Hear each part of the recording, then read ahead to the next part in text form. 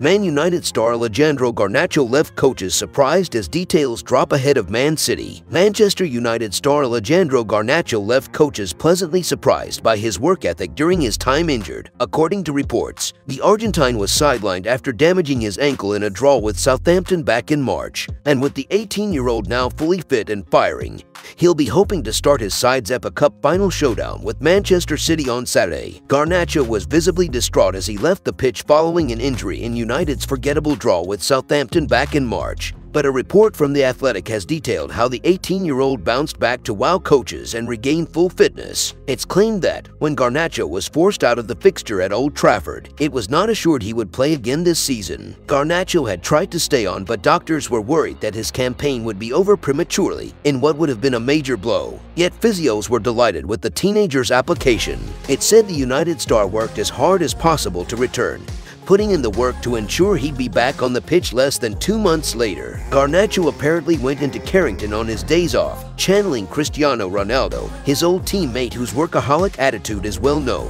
while also completing monotonous hill walks at the back of the training ground. The winger also worked hard in the gym, something that pleasantly surprised coaches. And while Argentina wanted him to play at the Under-20 World Cup, Garnacho apparently took United's decision not to let him go extremely well. He supposedly understood why it was better for him to remain with his club instead of playing for his country. A source has hailed Garnacho while also defending the teenager for dyeing his hair bright blonde before a 2-1 victory over Barcelona in February. Some people might think dyeing his hair for a big game at his age is too much. They're quoted as saying, "But he wants the attention, and you need that kind of mentality to thrive at United." He's not daunted by any occasion. Other players have signed and shrunk under the scale of the club. Off the field, Garnacho is set to become a father with his girlfriend Eva expecting their first child. Another insider has claimed the two are besotted with each other and ready for the next step in their relationship. Alejandro and Eva are childhood sweethearts. They are totally in love, the source apparently said. All of their family and friends are very happy and proud that they are expecting a baby. They have been living together for a while in a quiet part of Cheshire, enjoying a calm lifestyle and supporting each other since they arrived in England.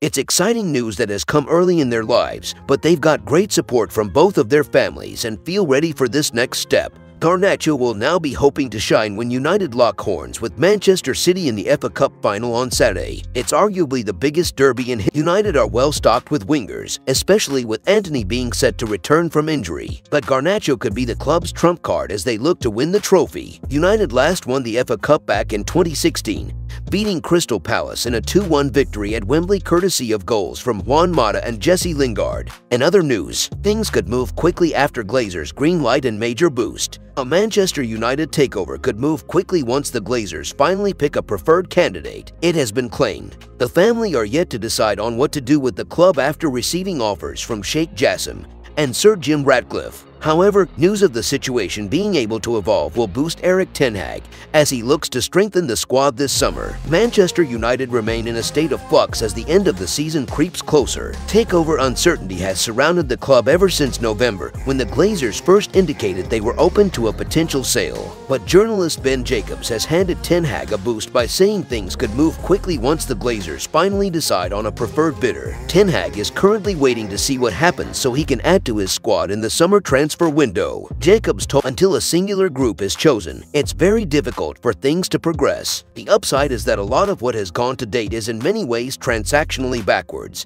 and would be traditionally associated with a period of exclusivity. Those logistical elements, including preparation for a Premier League owners and directors test and due diligence, are sometimes the time-consuming things because they've been done ahead of a preferred bidder at large. It does mean if the Glazers choose to greenlight something, things could still move reasonably quickly by takeover standards. For now, however, the Glazers are yet to lean towards one particular party. Sheikh Jassim has made 4 offers for the club, with rival Ratcliffe making 3 bids of his own. Ratcliffe is willing to let brothers Joel and Avram Glazer stay at United in reduced roles. Under Ineos rule, the siblings would then be permitted to sell their existing shares for a premium further down the line. Yet Sheikh Jassim only wants 100% control and won't let the family stay at the club in any role whatsoever. There's also the possibility the Glazers will opt against a total sale and accept minority investment. Elliott Management, who previously held power at Soraya Giants AC Milan, are one firm willing to cough up cash to aid the family, and Carlyle Group are another consortium ready to give the Glazers money to use on things such as the redevelopment